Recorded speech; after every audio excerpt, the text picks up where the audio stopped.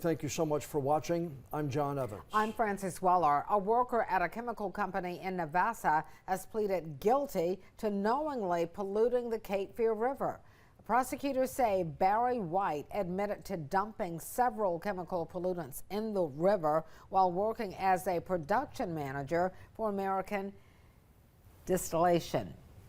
According to the U.S. Attorney, between 2020 and 2024, more than 50,000 gallons of pollutants poured out of a waste tank at the site and ultimately into the river.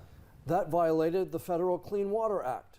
The company has not faced any charges and has not admitted to doing anything wrong. An attorney for American Distillation sent us a statement saying, in part, here's the quote, ADI has cooperated with the government during its investigation and was aware of Barry White's plea earlier today. ADI, he says, is continuing to work with the government to resolve this matter and has implemented measures internally to address what happened. End of quote.